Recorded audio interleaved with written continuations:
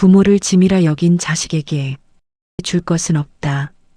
병실한 변호사의 목소리가 차갑게 울려 퍼졌습니다. 아들의 얼굴에서 혈색이 싹 빠져나갔습니다. 방금 전까지 듣던 숫자가 머릿속에서 맴돌았습니다. 수십억? 낡고 쓸모없다고 여겼던 그 시골집과 땅이 수십억. 그런데 자신에게 돌아온 것은 단 한 푼도 없었습니다. 손이 떨렸습니다. 입술이 바짝 말랐습니다. 그럼 저는요? 목소리가 갈라졌습니다.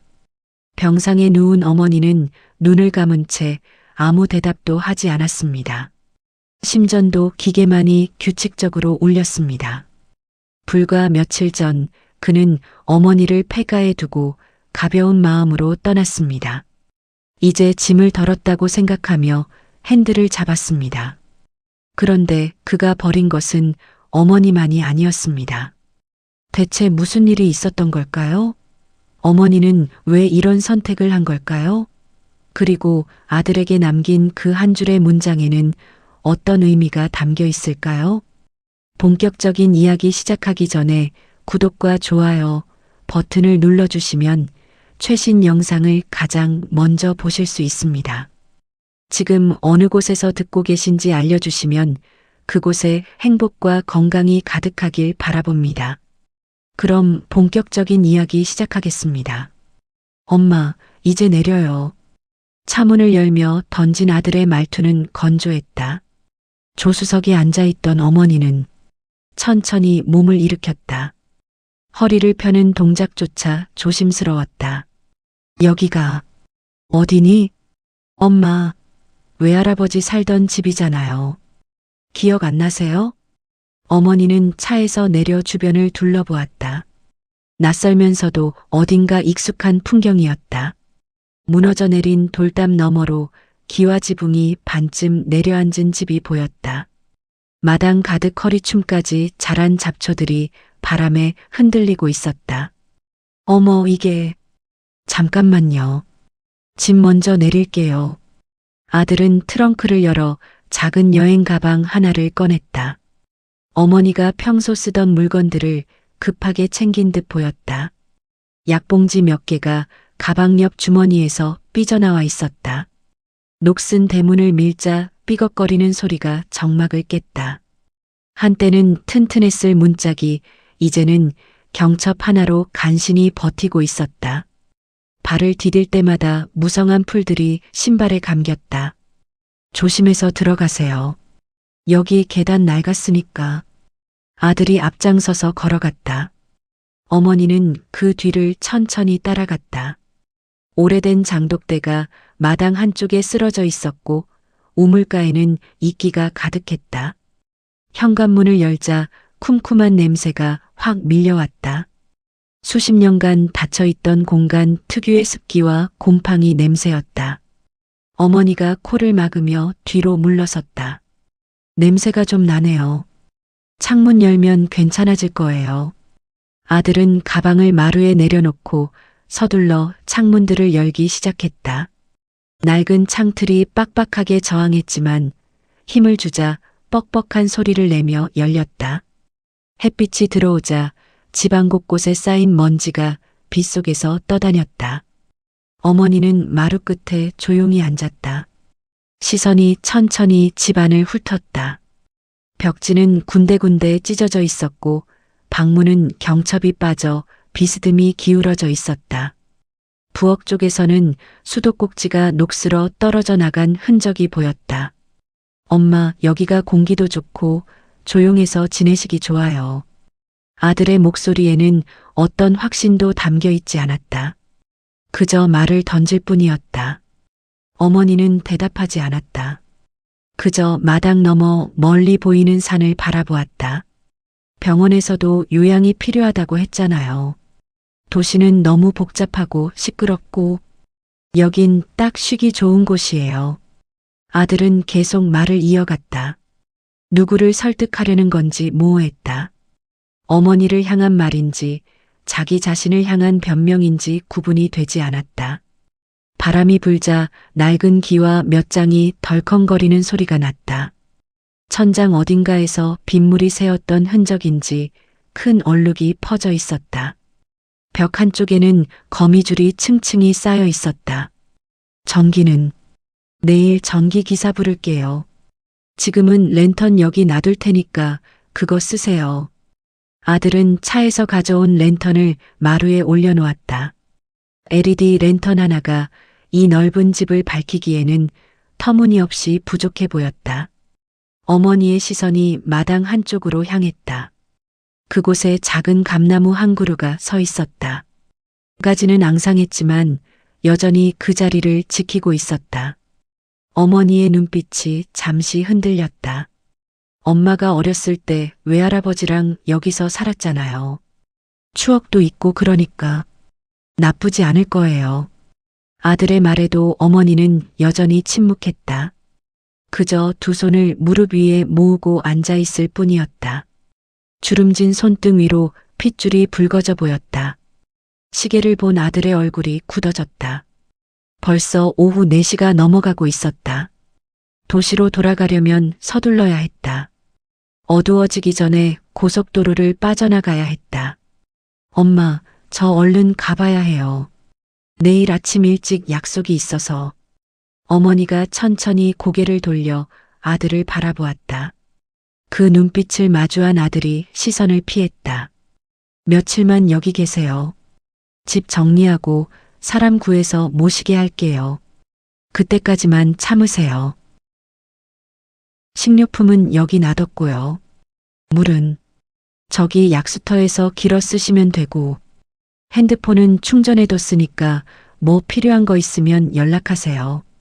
아들은 서둘러 말을 마치고 일어섰다.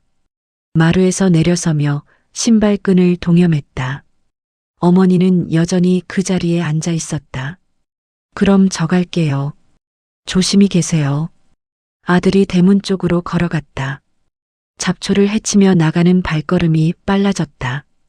차 시동을 꺼는 소리가 고요한 공기를 갈랐다. 어머니는 천천히 자리에서 일어나 마당으로 나왔다. 차가 좁은 길을 빠져나가고 있었다. 먼지가 피어오르며 차의 뒷모습이 점점 작아졌다. 어머니는 그 자리에 서서 차가 완전히 사라질 때까지 지켜보았다. 엔진 소리가 멀어지고 다시 찾아온 정막 속에서 바람 소리만이 잡초를 스치고 지나갔다. 해가 서쪽으로 기울기 시작했다. 집 그림자가 길게 늘어나 마당을 덮었다. 어머니는 천천히 몸을 돌려 집 안으로 들어갔다. 삐걱거리는 마루를 밟으며 방 안쪽으로 걸어가던 어머니의 발걸음이 멈췄다. 벽 한쪽에 걸린 오래된 액자가 눈에 들어왔다. 먼지로 뒤덮여 있었지만 그 속에서 젊은 시절 외조부의 사진이 희미하게 보였다. 어머니는 액자 앞에 한참을 서 있었다. 그리고 조용히 한숨을 내쉬었다. 그 한숨에는 체념과 슬픔, 그리고 알 수 없는 다른 감정이 섞여 있었다. 창밖으로 까마귀 한 마리가 날아가는 소리가 들렸다. 해는 점점 더 낮아지고 집안은 서서히 어둠 속으로 잠겨들기 시작했다. 나는 랜턴을 들고 집안을 천천히 걸었다. 아들이 떠난 뒤 집안은 완전한 고요에 잠겼다. 바깥에서 불어오는 바람만이 낡은 창틀 사이를 비집고 들어와 집안을 훑고 지나갔다. 랜턴 불빛이 흔들릴 때마다 벽 위로 어머니의 그림자가 길게 춤을 췄다. 부엌부터 시작했다. 싱크대 위에는 오래된 냄비 2개가 뒤집어져 있었다. 안쪽에는 녹이 가득 쓸어 있었고 냄비 바닥에는 정체를 알 수 없는 얼룩이 켜켜이 쌓여 있었다. 수도꼭지를 틀었다. 파이프에서 낡은 공기가 뱉어지는 소리가 나더니 이내 녹물이 흘러나왔다. 나는 수도꼭지를 다시 잠그고 손을 바지에 닦았다. 찬장문을 열자 경첩이 한쪽 빠진 채 대롱거렸다. 안쪽에는 신문지가 깔려 있었는데 날짜를 보니 20년도 더 된 것이었다. 그 위에 놓인 사기 그릇 몇 개에는 곰팡이가 검게 피어 있었다. 이걸로 밥을 먹으란 소리야. 어머니의 중얼거림이 텅 빈 부엌에 낮게 떠다녔다. 방으로 발걸음을 옮겼다. 미닫이 문을 열자 한쪽 레일이 빠져 있어 문짝이 바닥을 긁으며 열렸다. 날카로운 소리가 집안을 가로질렀다. 방 안에는 오래된 이불 한 채가 접혀 있었다. 손으로 눌러보자 습기를 잔뜩 먹어 뭉쳐 있었고 냄새를 맡자마자 나는 고개를 돌렸다. 쥐가 갉아먹은 흔적인지 이불 한쪽 귀퉁이가 너덜너덜하게 뜯겨 있었다. 천장을 올려다보았다. 빗물이 오랫동안 새어든 자국이 지도처럼 퍼져 있었다. 가장자리에는 곰팡이가 검게 번져 있었고 그 아래 벽지는 불룩하게 부풀어 오른 채 너덜거리고 있었다. 바닥의 장판은 뒤틀리고 들떠서 발을 디딜 때마다 삐걱거리며 내려앉았다. 나는 방 한가운데 서서 한동안 움직이지 않았다. 낡은 서랍장이 방 한쪽 벽에 기대어 있었다. 어딘가 낯이 익었다. 서랍을 조심스럽게 당겼다. 안에는 오래된 사진 몇 장이 뒤섞인 채 들어 있었다. 손이 멈췄다. 손가락으로 사진 위의 먼지를 조심스럽게 닦아냈다. 사진 속에는 젊은 시절의 외조부가 서 있었다. 바로 이 마당, 감나무 앞에서 찍은 사진이었다. 외조부의 어깨 위에는 어린아이가 올라타 있었다. 그 꼬마가 나 자신이라는 것을 단번에 알 수 있었다. 꽃무늬 원피스를 입고 두 팔을 벌려 웃고 있는 아이. 그 아래 내 아버지는 두 손으로 아이의 발목을 꼭 쥔 채 환하게 웃고 있었다. 어머니의 눈이 천천히 붉어졌다. 그 시절 이 집은 달랐다. 마당에는 꽃이 피어 있었고 부엌에서는 언제나 국 끓는 냄새가 났다. 아버지는 새벽마다 우물에서 물을 길어다가 마당을 쓸었다. 저녁이면 감나무 아래 평상에 앉아 어린 나에게 옛날 이야기를 들려주었다. 세상에 그보다 따뜻한 곳은 없었다. 그런 집이 지금은 이렇게 변해 있었다. 사진을 내려놓고 나는 다시 천천히 걸었다.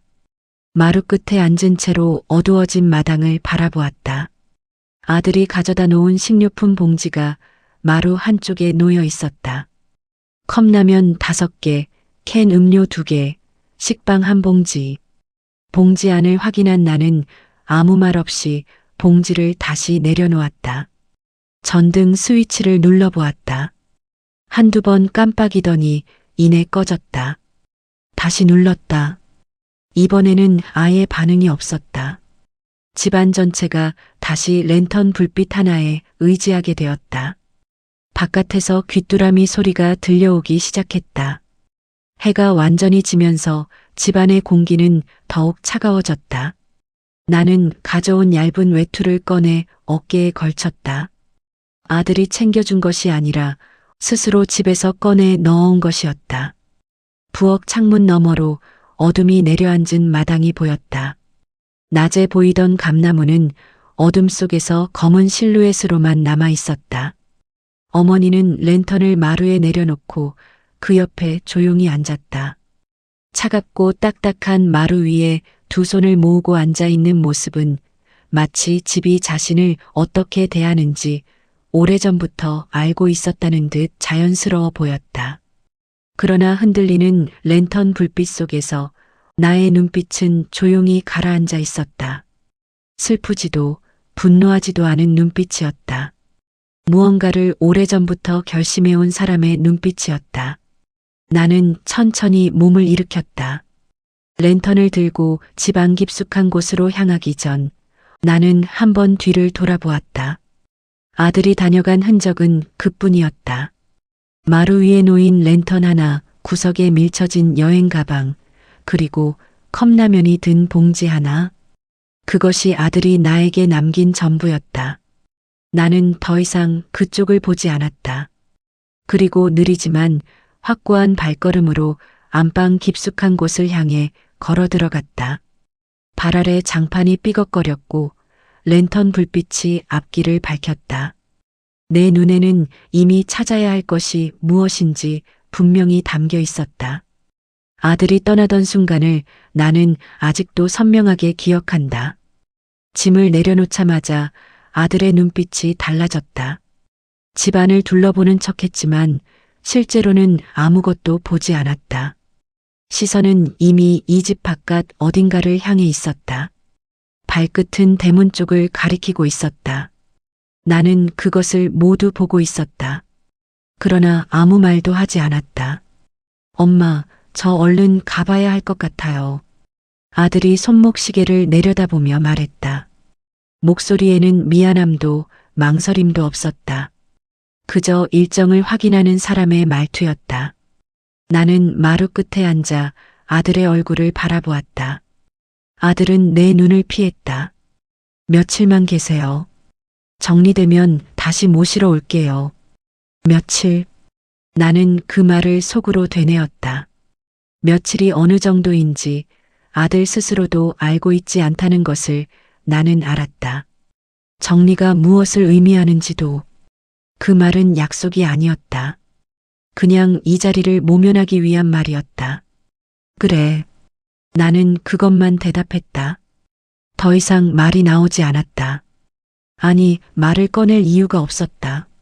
물어봤자 아들의 발걸음은 멈추지 않을 것이었다.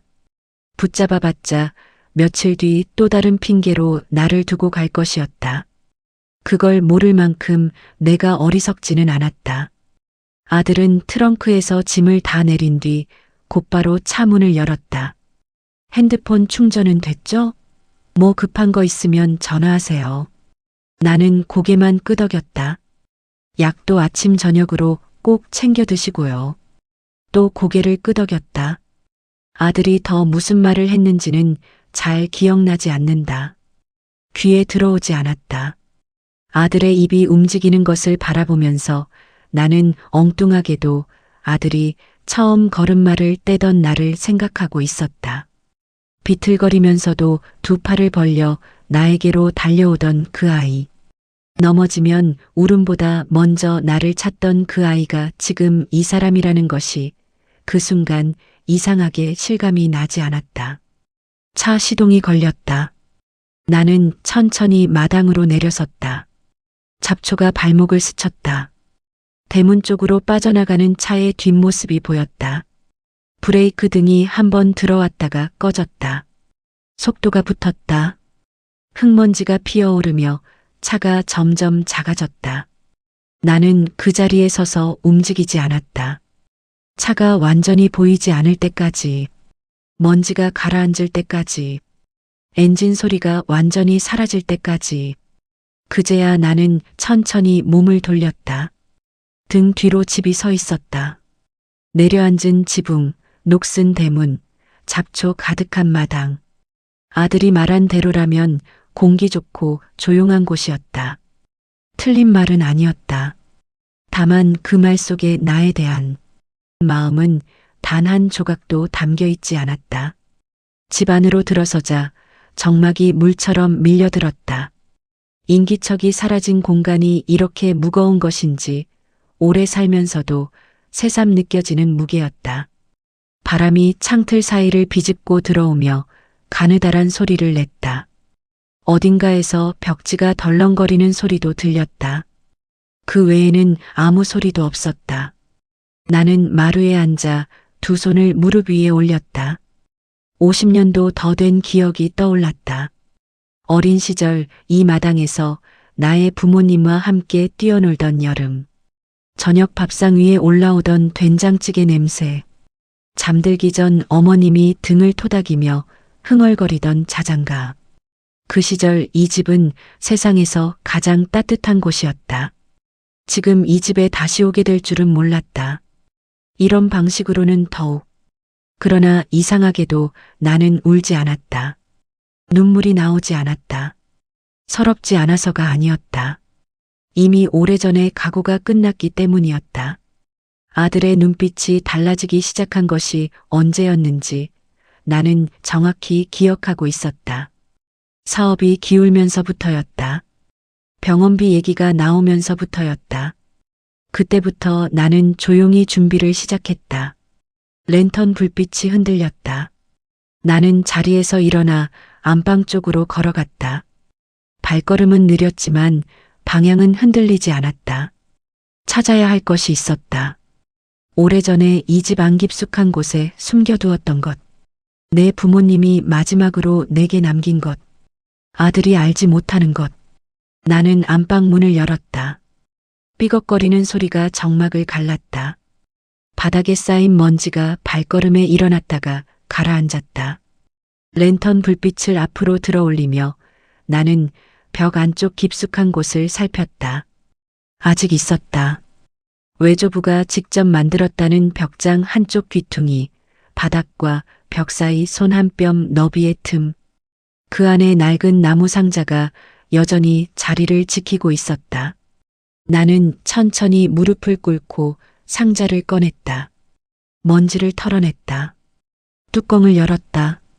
그 안을 확인하는 순간 나는 처음으로 작게 숨을 내쉬었다.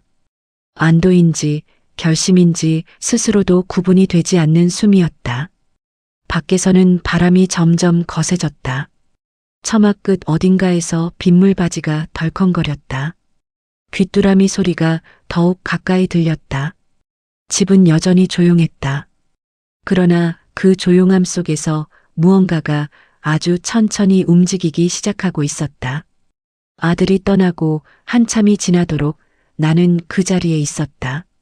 마루 위에 앉아 랜턴 불빛이 흔들리는 것을 바라보면서 나는 지금쯤 아들이 어디쯤 가고 있을지를 생각했다.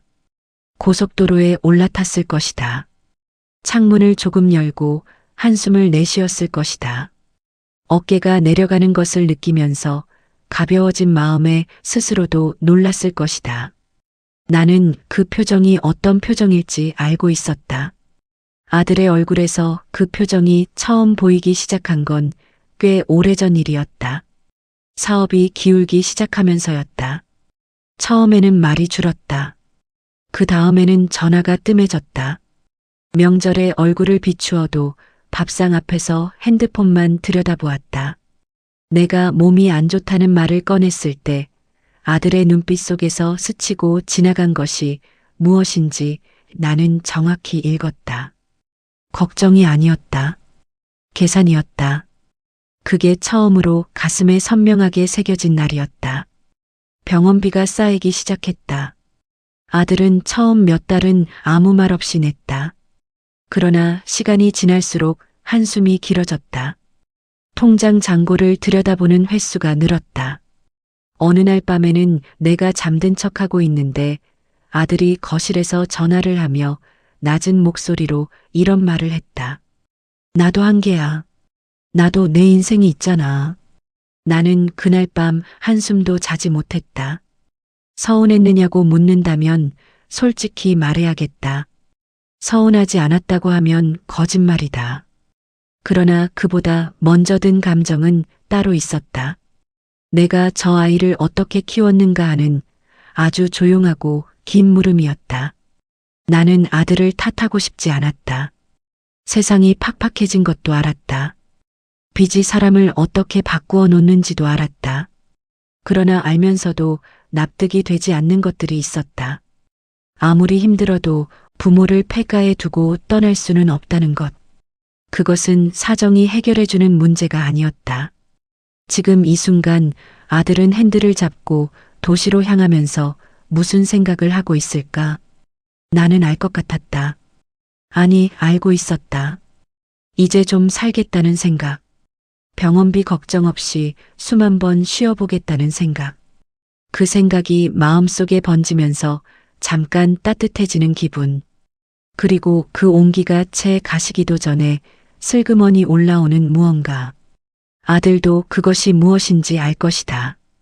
다만 이름을 붙이고 싶지 않을 뿐이다. 죄책감이라는 건 외면할수록 더 깊이 뿌리를 내린다. 나는 그것도 알고 있었다. 오래 살면 알게 되는 것들이 있다. 사람이 스스로를 속이는 방식, 스스로를 지키기 위해 만들어내는 이유들. 아들은 지금쯤 나름의 이유를 만들고 있을 것이다. 공기 좋은 곳에 모셔다 드렸다. 잠깐이면 된다. 조금만 지나면 다시 데려오겠다. 그 이유들이 쌓이면 죄책감은 잠시 잠잠해진다. 그러나 잠잠해지는 것과 사라지는 것은 다르다. 랜턴 불빛이 또 한 번 흔들렸다. 나는 손 안에 쥐고 있던 나무 상자를 내려다보았다. 뚜껑을 열어두었지만 아직 안에 손을 넣지 않은 상태였다. 부모님이 이 집에서 살아가는 동안 손에 쥔 것들이 이 안에 있었다. 부모님은 이 땅과 집이 언젠가 나에게 쓸모가 될 것이라는 말씀을 자주 하셨다. 그때는 그 말이 그냥 어른들의 당부 정도로 들렸다. 이렇게 쓸모가 될 줄은 몰랐다. 부모님은 없고 아들은 떠났고 나 혼자 이 집에 남아 있었다. 그러나 이상하게도 이 순간 나는 혼자라는 느낌이 들지 않았다. 어린 시절 이 마루에 앉아 부모님 곁에서 잠들던 기억이 살갗처럼 감겨들었다. 그 기억이 지금의 나를 붙들고 있었다. 무너지지 않게, 흔들리지 않게. 창밖에서 바람이 감나무 가지를 흔들었다. 나뭇잎들이 바스락거리는 소리가 났다. 나는 상자 안을 들여다보았다. 접힌 토지 문서, 빛바랜 통장, 그리고 붉은 보자기에 쌓인 인감도장. 부모님이 평생을 걸쳐 지켜온 것들이었다. 나는 그것들을 하나씩 꺼내 무릎 위에 올려놓았다. 손끝이 떨리지 않았다. 마음이 이미 오래전에 굳어 있었다. 아들은 모르고 있다. 이 낡고 쓸모없어 보이는 집이, 이 잡초 무성한 마당이, 이 허름한 돌담 너머로 이어지는 땅이 지금 어떤 가치를 가지고 있는지, 개발 예정 지역으로 지정된 것도, 그 일대 땅값이 수직으로 오른 것도, 아들이 나를 이곳에 데려다 놓으면서 그것을 계산에 넣었는지 아닌지 나는 아직 확신하지 못했다. 어쩌면 정말 몰랐을 수도 있었다. 그러나 알았든 몰랐든 결과는 달라지지 않는다. 나는 천천히 핸드폰을 들었다. 화면을 켜자 번호 하나가 떠올랐다. 오래전부터 저장해 두었던 번호였다. 몇 달 전 조용히 수소문해서 알아낸 번호였다. 전화를 걸기 전 나는 잠시 눈을 감았다. 아들이 달려가고 있는 도시의 불빛이 눈앞에 그려졌다. 환하고 분주한 곳. 나와는 이제 멀어진 곳. 그 불빛을 향해 달려가며 아들은 어쩌면 조금씩 가벼워지고 있을 것이다. 하지만 인생은 가벼워지는 순간일수록 무언가를 잃고 있는 법이다. 나는 눈을 뜨고 통화 버튼을 눌렀다. 전화는 3번 만에 받았다. 여보세요. 낯익은 목소리였다. 몇 달 전 처음 통화했을 때부터 차분하고 신중한 인상을 주었던 사람이었다. 나는 잠시 숨을 고르고 입을 열었다. 저예요. 오늘 왔어요.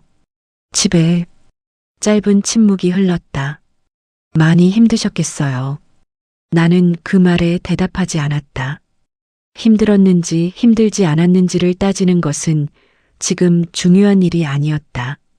나는 바로 본론을 꺼냈다. 준비한 것들 확인했어요. 다 있더라고요. 이제 진행해도 될 것 같아요. 알겠습니다. 내일 오전에 제가 직접 찾아뵙겠습니다. 전화를 끊었다. 방 안이 다시 조용해졌다.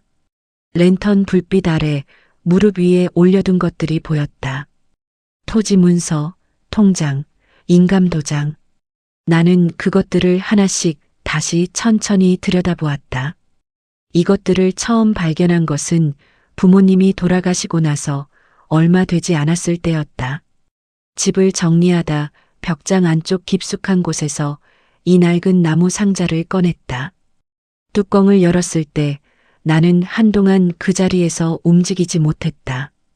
부모님이 평생 이것을 지켜오셨다는 것이 그제야 실감났기 때문이었다. 부모님은 넉넉한 분들이 아니었다. 평생을 이 시골집에서 농사를 지으며 사셨다. 특별한 재산을 모을 형편도 아니었고 그러려 하지도 않으셨다. 그러나 땅만큼은 팔지 않으셨다. 아무리 어려워도 누가 사자고 해도 단 한 평도 내놓지 않으셨다. 이 땅은 파는 것이 아니라고 지키는 것이라고 하셨다. 그 말씀의 무게를 어린 나는 다 이해하지 못했다. 지금은 안다. 토지 문서를 펼쳤다.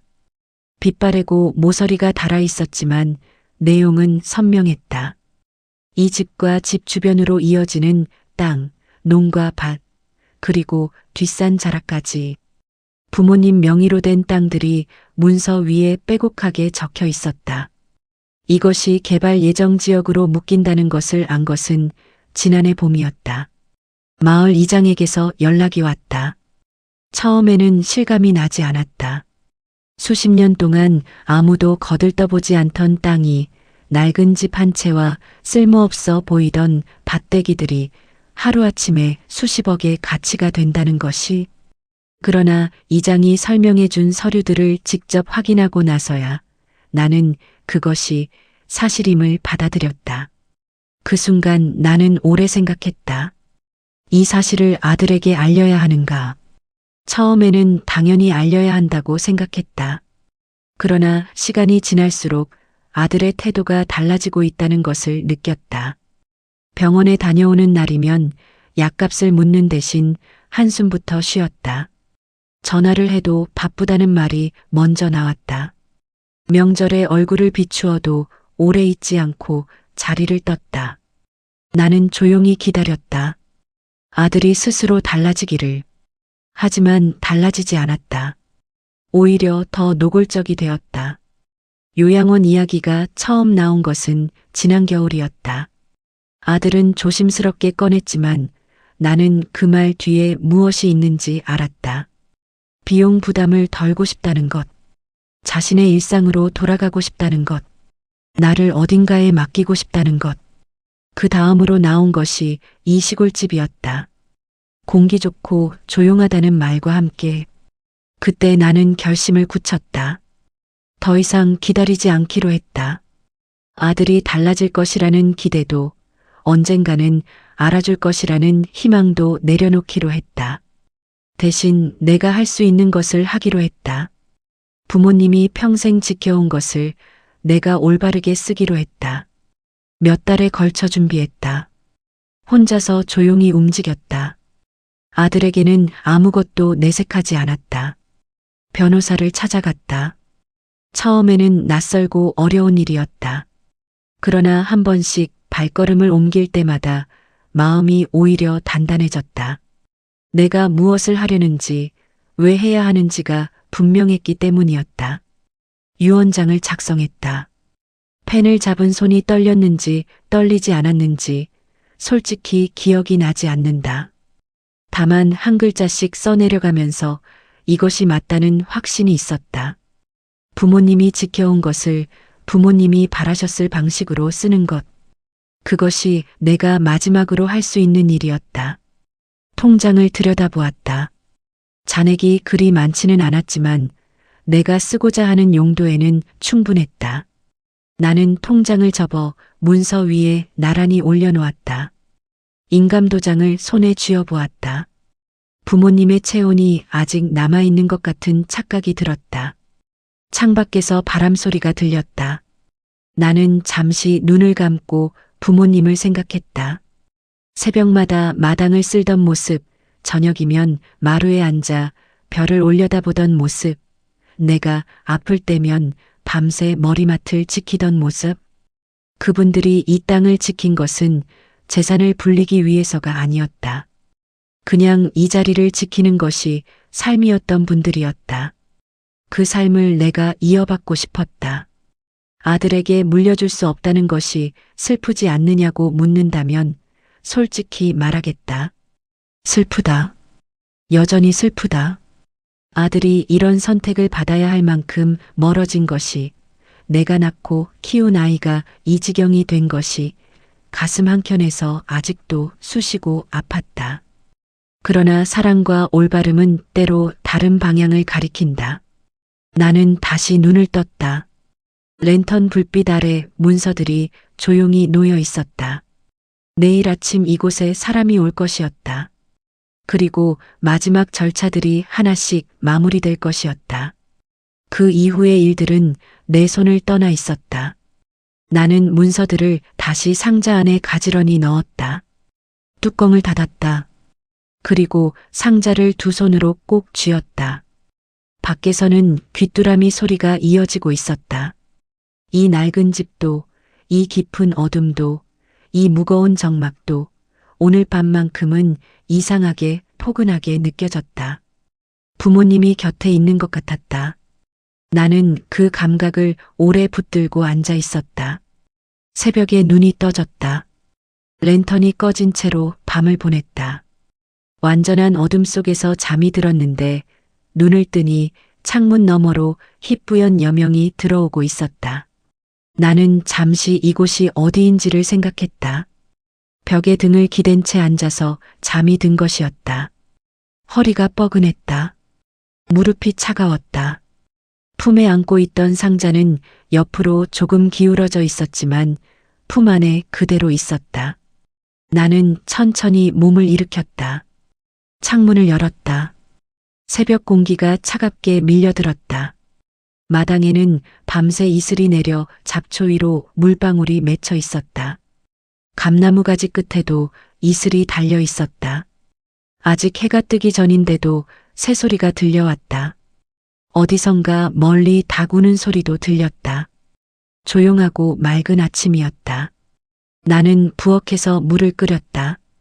수도에서 나오는 물이 여전히 녹물빛이었기 때문에 어젯밤 마당 한켠 약수터에서 길어다 놓은 물을 냄비에 부었다. 오래된 가스레인지 불이 처음에는 켜지지 않았지만 몇 번 시도하자 파란 불꽃이 올라왔다. 나는 그 앞에 서서 물이 끓기를 기다렸다. 변호사가 오전 중에 온다고 했다. 모든 서류는 상자 안에 있었다. 몇 달에 걸쳐 준비한 것들이었다. 빠진 것은 없었다. 해야 할 일은 분명했다.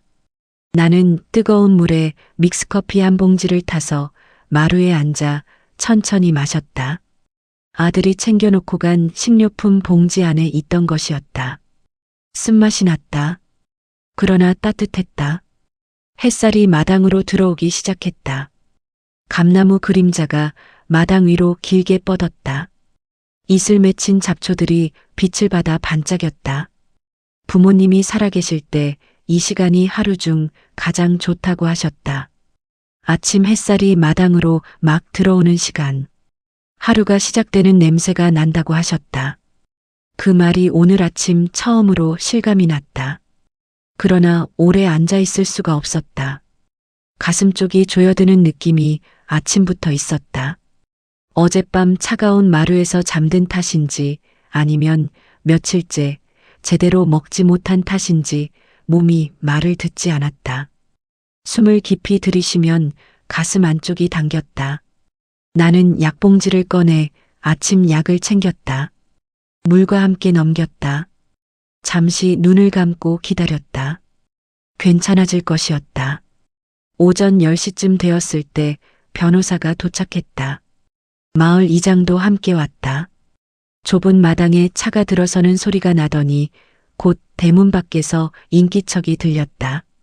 나는 마루에서 일어나 마당으로 나갔다. 어머니, 괜찮으세요? 안색이. 변호사가 나를 보자마자 눈살을 찌푸렸다. 나는 손을 저어 보였다. 괜찮아요. 들어오세요. 서류들을 꺼냈다. 변호사가 하나씩 확인했다. 이장이 옆에서 증인으로 자리를 지켰다. 오래 걸리지 않았다. 준비가 되어 있었고 절차는 명확했다. 도장을 찍는 순간 내 손이 잠깐 멈칫했다. 그러나 곧 내려 찍었다. 그렇게 모든 것이 끝났다. 변호사가 서류를 챙기며 말했다. 이제 법적 효력이 생겼습니다. 나머지 절차는 저희가 처리할게요. 어머니는 걱정 안 하셔도 됩니다. 나는 고개를 끄덕였다. 몇 달 동안 마음속에서 무겁게 자리 잡고 있던 무언가가 조용히 빠져나가는 기분이었다. 홀가분하다는 말이 이런 것인지 슬프면서도 동시에 가벼운 이상한 감각이었다. 그런데 변호사가 떠나고 나서 얼마 되지 않아 가슴이 다시 조여들었다. 이번에는 아까와 달랐다. 호흡이 짧아졌다. 마루에 앉으려다 몸이 제대로 따라오지 않았다. 이장이 눈치를 채고 달려왔다. 어르신, 어르신. 그 뒤로 기억이 끊겼다. 아들은 그 시각 고속도로를 달리고 있었다. 어젯밤은 오랜만에 깊이 잠들었다. 머릿속이 한결 가벼웠다. 아침에 일어나 샤워를 하고 밀린 연락들을 확인하고 오랫동안 신경 쓰지 못했던 일들을 하나씩 처리했다. 그 모든 것이 어제와 달리 가능하게 느껴졌다. 짐이 하나 덜어진 사람처럼 움직임이 달랐다. 차를 타고 볼일을 보러 가는 길이었다. 라디오를 틀었다. 오랜만이었다. 음악이 흘러나오는 동안 아들은 창문을 조금 내렸다. 바람이 들어왔다. 나쁘지 않은 기분이었다. 그때 핸드폰이 울렸다. 모르는 번호였다. 지역번호가 낯선 곳이었다. 아들은 잠시 화면을 바라보다 손가락을 올렸다. 여보세요. 씨 보호자 되시죠? 어머니 관련해서 급히 연락드립니다. 아들의 손이 굳었다. 어머니가 갑자기 쓰러지셔서 지금 응급으로 이송 중입니다. 지금 바로 오실 수 있으세요? 라디오 소리가 귓속으로 들어오지 않았다. 바람 소리도 들리지 않았다. 방금 전까지 가볍던 모든 것이 순식간에 무거워졌다. 어디요? 어디로 가면? 병원입니다. 빨리 오세요. 전화가 끊겼다. 아들은 한동안 핸드폰을 쥔 채 움직이지 못했다.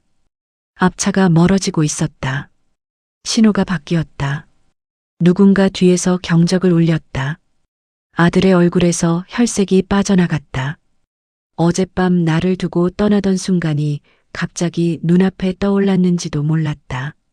마당에 서서 차가 멀어지는 것을 바라보던 내 뒷모습이, 아무 말도 하지 않고 고개만 끄덕이던 내 표정이, 혹은 컵라면 5개가 든 봉지가, 혹은 꺼진 랜턴이 놓인 마루가, 그것들이 한꺼번에 밀려왔는지는 알 수 없었다. 다만 아들은 핸들을 꺾었다. 중앙선을 넘지 않으려고 조심하면서 가장 가까운 유턴 지점을 찾아 차를 돌렸다. 가속 페달을 밟았다. 어제 왔던 길을 다시 거슬러 올라가기 시작했다. 시골 방향으로. 라디오에서는 여전히 음악이 흘러나오고 있었다. 그러나 아들의 귀에는 아무것도 들리지 않았다. 눈을 떴을 때 천장이 하얗다. 형광등 불빛이 눈에 들어왔다. 낡은 집에 갈라진 천장이 아니었다. 병원이었다. 코에는 산소줄이 걸려 있었고 팔뚝에는 주사바늘이 꽂혀 있었다. 심전도 기계가 규칙적인 소리를 내고 있었다. 나는 잠시 그 소리를 들으며 눈을 천장에 고정했다. 살아있었다. 몸이 무거웠다. 손가락을 움직이는 것조차 힘이 들었다. 그러나 정신은 또렷했다. 쓰러지기 전까지 있었던 일들이 차례로 떠올랐다. 변호사가 왔던 것, 서류에 도장을 찍은 것, 이장이 달려오던 것, 그리고 그 이후의 기억은 없었다. 고개를 천천히 옆으로 돌렸다. 침대 옆 의자에 낯익은 얼굴이 보였다.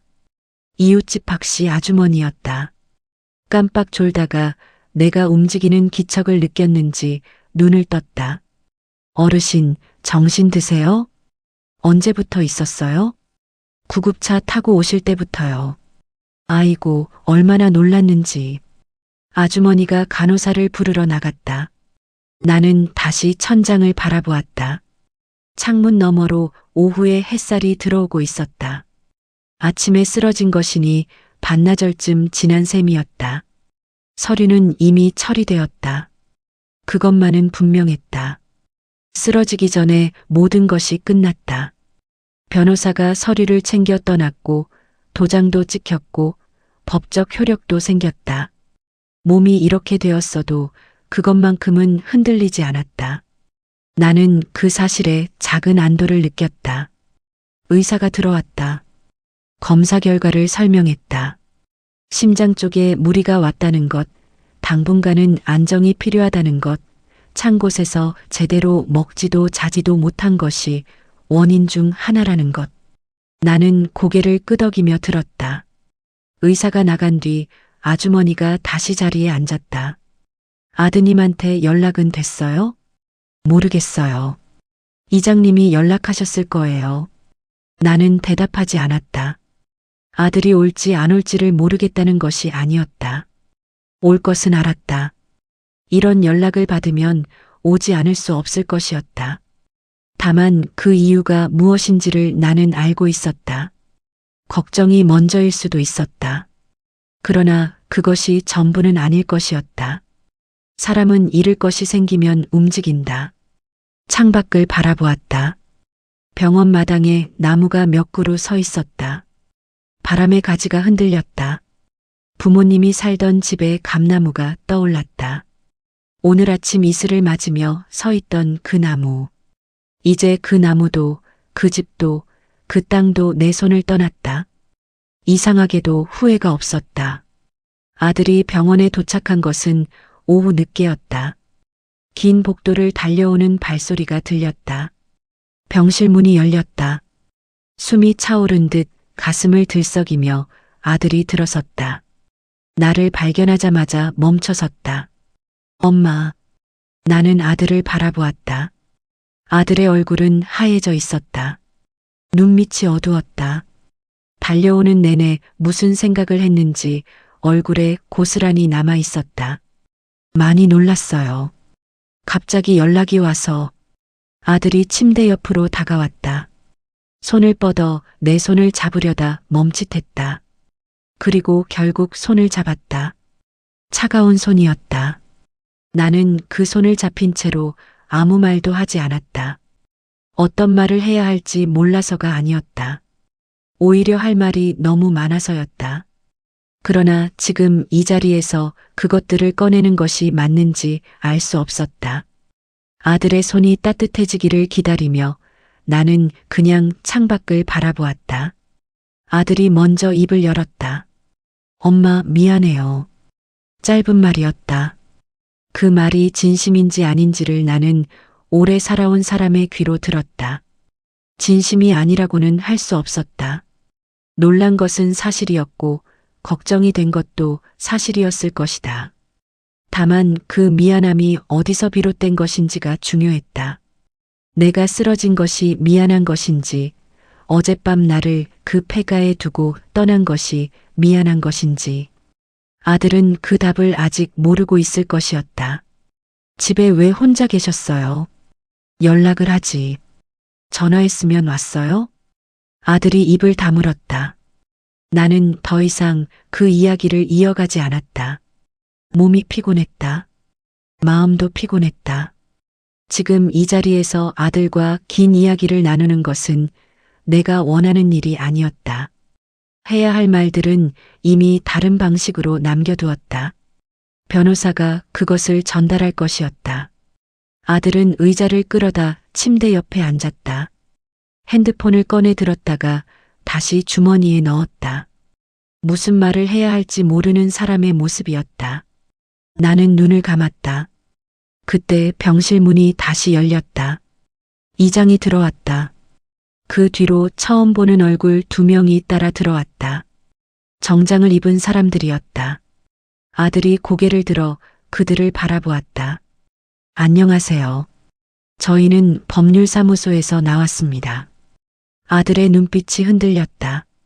어머니 관련해서 정리된 사항들을 전달드리러 왔습니다. 이미 모든 법적 절차는 완료된 상태입니다. 무슨 법적 절차요? 아들이 나를 바라보았다. 나는 눈을 감은 채였다. 눈을 뜨지 않았다. 아들의 시선이 느껴졌지만 고개를 돌리지 않았다. 변호사가 서류 봉투를 꺼냈다. 어머니께서 수개월 전부터 준비하신 내용입니다.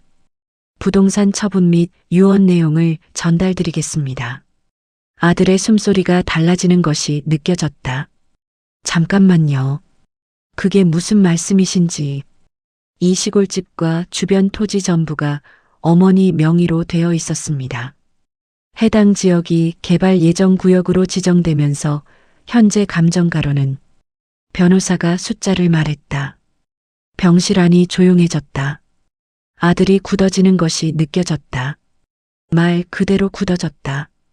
방금 전까지 내 손을 잡고 있던 그 손이 천천히 풀렸다. 아들이 자리에서 일어섰다가 다시 앉았다.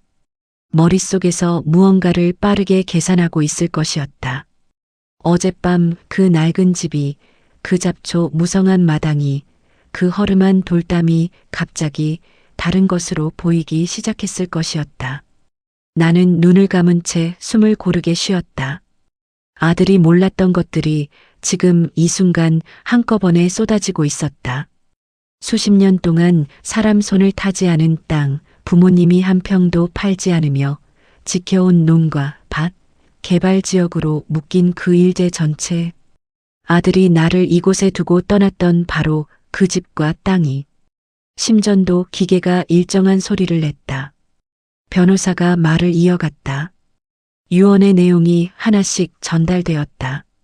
시골집과 토지는 노인복지재단에, 일부는 마을에, 나머지는 이웃들에게. 아들의 숨소리가 점점 빨라졌다.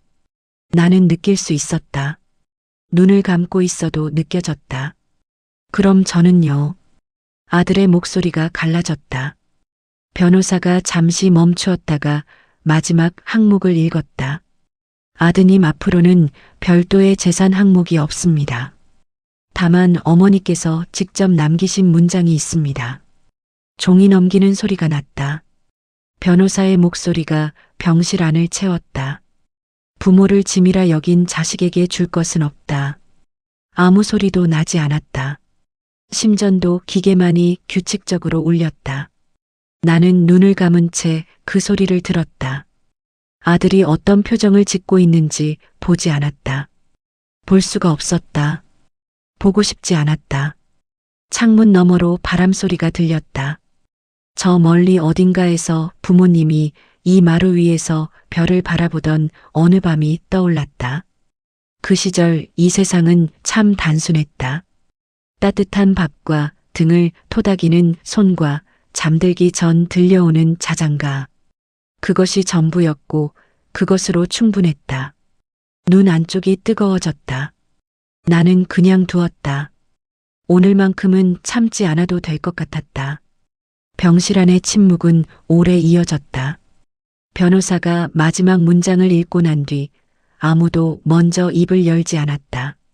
심전도 기계만이 변함없이 울렸다. 나는 눈을 감은 채 그 소리에 집중했다. 규칙적이고 일정한 소리였다. 내 심장이 아직 뛰고 있다는 것을 알려주는 소리였다. 아들은 한동안 아무 말도 하지 못했다. 다시 한 번만 말씀해 주시겠어요? 목소리가 낮았다. 낮고 떨렸다. 나는 그 목소리를 들으면서 눈을 뜨지 않았다. 변호사가 차분하게 반복했다. 시골집 및 주변 토지 전부는 노인복지재단과 마을 공동체에 기증됩니다. 일부 금액은 어머니를 가까이서 돌봐주신 이웃분들께 전달됩니다. 아드님 앞으로는 별도의 항목이 없습니다. 그게 말이 됩니까? 아들의 목소리가 올라갔다. 나는 그 변화를 느꼈다. 놀람이 분노로 바뀌는 속도가 빠르다는 것을, 그리고 그 분노가 어디를 향하는지를. 어머니가 직접 작성하시고 법적으로 효력이 완료된 유언입니다. 절차상 어떤 하자도 없습니다. 저는 아들이에요. 자식한테 아무것도 안 남긴다는 게. 법적으로 유류분 청구가 가능하긴 합니다만 그 부분은 별도로 상담을 받으셔야 합니다. 저희가 드릴 수 있는 말씀은 여기까지입니다. 변호사가 서류 봉투를 내려놓았다. 이장이 조용히 고개를 숙였다. 그들이 병실을 나가는 발소리가 들렸다. 문이 닫혔다. 아들과 나만 남았다. 나는 천천히 눈을 떴다. 천장의 형광등이 하얗게 빛나고 있었다. 고개를 옆으로 돌렸다. 아들은 의자에 앉은 채 두 손으로 얼굴을 감싸고 있었다. 손가락 사이로 눈이 보였다. 믿기지 않는다는 표정이었다. 혹은 믿고 싶지 않다는 표정이었다. 나는 한동안 그 모습을 바라보았다. 이 아이가 언제부터 이렇게 되었는지를 생각했다. 어릴 때는 달랐다. 밥상 앞에서 숟가락을 들기 전에 꼭 내 눈치를 살피던 아이였다. 학교에서 힘든 일이 있으면 내 무릎을 찾아오던 아이였다. 그 아이가 어느 지점에서 어떻게 달라졌는지, 내가 무엇을 놓쳤는지, 나는 그 물음을 오래 안고 살았다. 그러나 지금 이 자리에서 그 답을 찾는 것은 의미가 없었다. 엄마, 아들이 손을 내리며 나를 바라보았다. 왜 이런 거예요? 내가 뭘 그렇게 잘못했다고. 나는 대답하지 않았다. 바로 대답할 수 있는 말이 없었다. 아니, 정확히는 대답해야 할 말이 너무 많아서 어디서부터 꺼내야 할지 몰랐다. 아들이 다시 말했다. 나도 힘들었어요. 빚도 있고 사업도 망하고 엄마 병원비까지 감당하려니 나도 한계였어요. 엄마는 그걸 이해 못해요? 나는 아들의 얼굴을 바라보았다. 이해하지 못하는 것이 아니었다. 힘들었다는 것도 알았다. 빚이 사람을 얼마나 조여드는지도 알았다.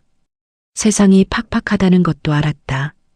그러나 그 모든 것을 알면서도 내가 아들에게 묻고 싶었던 것은 단 하나였다. 그 모든 것이 어머니를 폐가에 두고 떠날 이유가 되느냐고. 입 밖으로 꺼내지 않았다. 몸이 피곤했다. 그리고 이미 그 말은 다른 방식으로 전해졌다. 유류분은 청구하지 마세요. 내 목소리가 생각보다 또렷하게 나왔다. 아들이 눈을 들었다. 부모님이 평생 지켜온 것이에요. 그분들이 원하셨을 방식으로 쓰이게 해야 해요. 엄마, 그 땅이 얼만지 알아요? 그걸 그냥 알아요. 짧게 대답했다. 아들이 입을 다물었다. 알면서 그런 거예요. 아들의 목소리에 힘이 빠졌다. 다시 얼굴을 손으로 감쌌다. 나는 그 모습을 바라보다가 천천히 창문 쪽으로 시선을 돌렸다. 바깥에서 바람이 나무를 흔들고 있었다. 마을 사람들이 이 소식을 들으면 어떤 반응을 보일지 생각했다. 노인복지재단에서는 이미 연락을 받았을 것이었다. 땅이 어떤 용도로 쓰일지, 어떤 공간이 만들어질지, 부모님이 평생 일군 땅에서 마을 어르신들이 쉬어갈 수 있다면 그것만으로 충분했다. 이웃 박씨 아주머니 생각도 났다. 내가 쓰러졌을 때 가장 먼저 달려온 사람이었다. 아들이 나를 이 낡은 집에 두고 떠난 것을 알면서도 아무 내색 없이 걱정해준 사람이었다. 밤이면 멀리서라도 불빛이 켜지는지 확인하러 왔다는 것을 나는 나중에 알았다. 그런 사람이 이 세상에 있다는 것이 얼마나 다행인지. 아들이 오래 침묵했다. 그 침묵 속에서 나는 무언가가 움직이고 있기를 바랐다. 분노가 가라앉고 난 자리에 아주 작은 것이라도 부끄러움이든 후회든 아니면 스스로를 들여다보는 아주 작은 틈이라도 그것을 강요할 수는 없었다. 사람이 변하는 것은 누군가 밀어붙인다고 되는 일이 아니었다. 스스로 서는 것이어야 했다. 나는 그것도 알고 있었다. 그래서 더 이상 아무 말도 하지 않았다. 나가 있을게요. 아들이 자리에서 일어났다. 문을 향해 걷다가 손잡이 앞에서 잠시 멈췄다. 돌아보지는 않았다. 엄마가 그렇게 결정한 거면 내가 뭐라 할 수 없겠죠. 그리고 문을 열고 나갔다. 발소리가 복도를 따라 멀어졌다. 나는 그 소리가 완전히 들리지 않을 때까지 기다렸다. 그리고 나서야 눈을 감았다. 가슴이 아팠다. 재산 때문이 아니었다.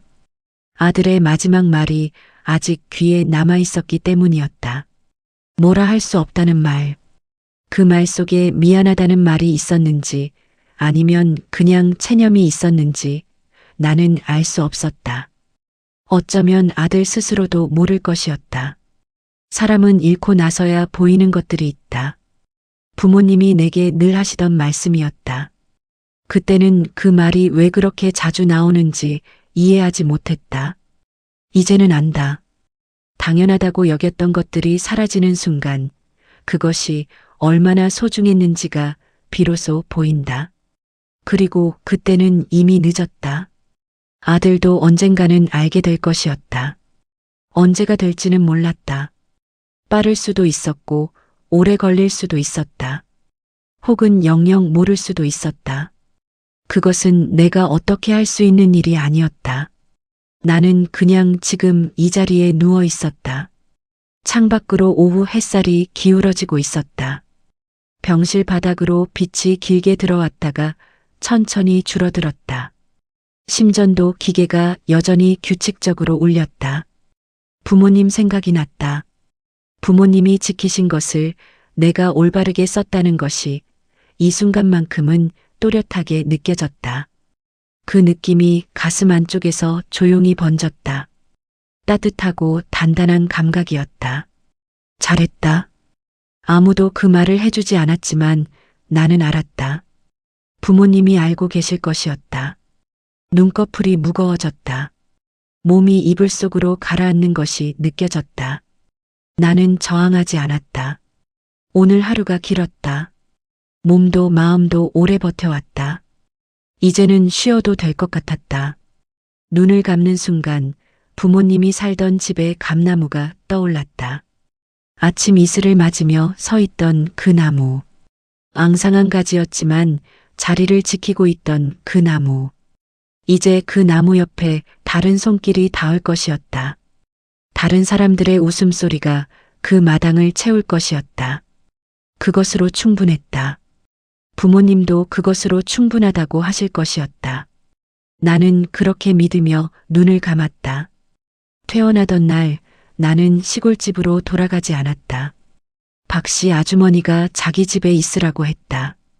몸이 회복될 때까지만이라고 했지만 그 말 뒤에 더 많은 것이 담겨 있다는 것을 나는 알았다.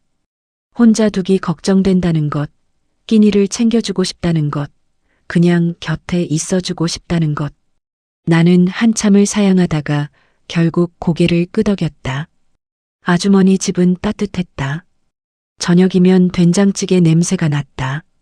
아침이면 햇살이 마루 위로 들어왔다. 오래전 부모님이 살던 집에서 나던 냄새와 그 집에 들어오던 햇살과 닮아 있었다.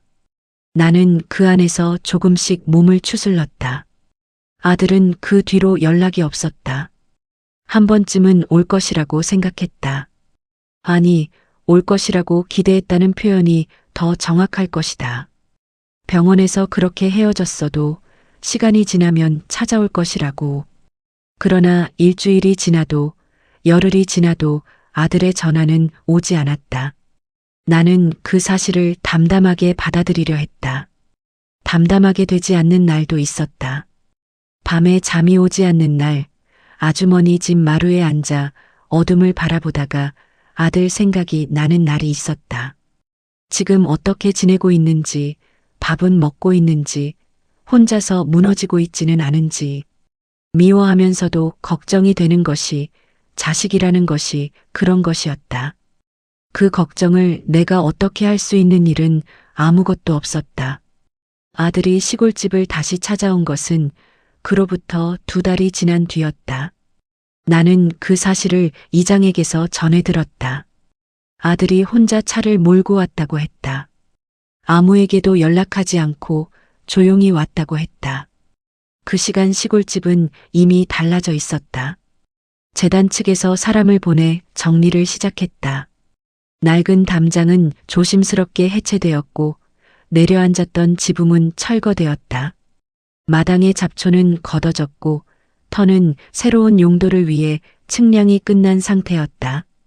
부모님이 살던 집의 형태는 거의 남아있지 않았다. 다만 감나무만은 그대로였다. 재단 측에서 나무는 건드리지 말아달라고 내가 부탁했다. 그 나무만큼은 남겨달라고. 그들은 흔쾌히 그러겠다고 했다. 그래서 감나무는 허물어진 집터 한가운데 여전히 서 있었다. 아들은 그 앞에 오래 서 있었다고 했다. 이장이 멀리서 보았다고 했다. 가까이 다가가지는 않았다고 했다. 아들이 혼자 있게 두는 것이 맞을 것 같아서라고 했다. 아들은 무너진 집터를 한 바퀴 천천히 걸었다고 했다. 아무것도 남지 않은 마당을, 잡초가 거친 빈 땅을 눈으로 하나씩 훑으며 걸었다고 했다. 그리고 감나무 앞에서 무릎을 꿇었다고 했다. 이장이 그 모습을 보았을 때 가까이 가야 할지 모르겠어서 한참을 망설였다고 했다. 어깨가 들썩이는 것이 보였다고 했다. 소리는 들리지 않았지만 울고 있다는 것은 알 수 있었다고 했다. 나는 이장의 이야기를 들으며 아무 말도 하지 못했다. 아들이 우는 모습을 상상하는 것이 이렇게 힘든 일인지 몰랐다. 서운함이 남아있으면서도 그 아이가 무너지는 것이 보고 싶지 않았다. 결국 나는 자식 앞에서는 어쩔 수 없는 어미였다. 그러나 내가 할 수 있는 것은 없었다. 아들이 거기서 무엇을 느꼈는지, 무엇을 보았는지는 아들만이 알 것이었다. 아무것도 남지 않은 집터에서 부모님이 평생 지키던 땅이 다른 손으로 넘어간 자리에서 감나무 앞에 무릎을 꿇고 울면서 아들이 무엇을 생각했는지, 그것이 아들을 바꾸어 놓을지 아닌지는 알 수 없었다. 사람은 그렇게 쉽게 달라지지 않는다는 것도 알았다. 한번 무너진다고 해서 모든 것이 달라지는 것이 아니라는 것도.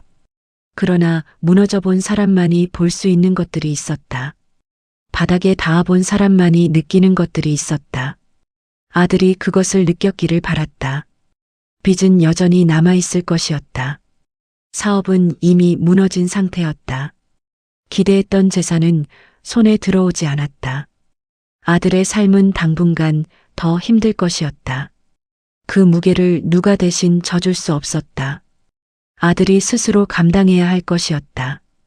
그러나 그 무게 속에서 언젠가 한 번이라도 감나무 앞에 무릎을 꿇던 그 순간을 떠올리기를 바랐다. 그 순간 눈앞에 펼쳐진 빈 땅을 기억하기를 바랐다. 그리고 그 땅에 살던 사람이 어떤 사람이었는지를, 그 사람을 어떻게 대했는지를 딱 한 번만이라도 제대로 들여다보기를 바랐다. 나는 그것 하나를 바랐다. 봄이 되었다. 박씨 아주머니 집 마당에 꽃이 피었다. 나는 마루에 앉아 그 꽃들을 바라보았다. 몸은 많이 회복되었다. 아직 무리는 할 수 없었지만 밥도 먹을 수 있었고 천천히 걸을 수도 있었다. 재단에서 연락이 왔다. 부모님이 사시던 집터에 작은 쉼터가 만들어질 것이라고 했다. 마을 어르신들이 낮에 모여 쉬어갈 수 있는 공간으로 만들 것이라고 했다. 감나무는 그 쉼터 한가운데 그대로 남길 것이라고 했다. 나무 옆에 작은 평상도 놓을 것이라고 했다. 그 말을 들으며 나는 오래 눈을 감았다. 부모님이 저녁마다 마루에 앉아 별을 보시던 모습이 떠올랐다. 감나무 아래 평상에서 내 등을 토닥이며 이야기를 들려주시던 모습이 떠올랐다. 이제 그 자리에 다른 어르신들이 앉을 것이었다. 다른 사람들의 이야기가 그 나무 아래 쌓일 것이었다. 부모님은 평생 이 땅에서 사셨다. 팔지 않으셨다. 내놓지 않으셨다. 아무도 거들떠보지 않던 시절에도 지키셨다. 그것이 재산을 불리려는 마음에서가 아니었다는 것을 나는 이제 온전히 알았다. 그냥 이 자리를 지키는 것이 삶이었던 분들이었다. 이 땅과 함께 사는 것이 당연했던 분들이었다. 그 삶이 이제 다른 방식으로 이어지고 있었다. 나는 그것으로 충분했다. 아들 생각이 다시 났다. 감나무 앞에 무릎을 꿇고 울었다는 그 아이. 언젠가 그 쉼터가 만들어지면 다시 올지도 몰랐다. 어르신들이 평상에 앉아 쉬는 모습을 보게 될지도 몰랐다. 그 자리가 어머니가 선택한 것이라는 것을 알게 될지도 몰랐다. 그때 아들의 눈에 무엇이 보일지 나는 알 수 없었다. 다만 한 가지는 알았다. 어머니를 버린다고 생각했던 그날 아들이 실은 버리고 있었던 것은 어머니만이 아니었다. 되돌릴 수 없는 시간이 있다. 다시 줄 수 없는 것들이 있다.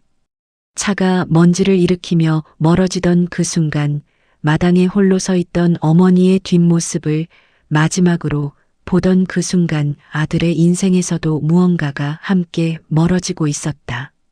그것을 아들이 느꼈기를 바랐다. 뒤늦게라도 느꼈기를 바랐다. 봄바람이 불어왔다. 마당에 꽃잎 몇 장이 흩날렸다. 나는 눈을 감고 그 바람을 온몸으로 맞았다. 따뜻하고 부드러운 바람이었다. 부모님이 보내주시는 것 같았다. 잘했다고, 수고했다고, 이제 쉬어도 된다고. 나는 그 바람 속에서 오래 앉아 있었다. 감나무는 지금도 그 자리에 서 있을 것이었다.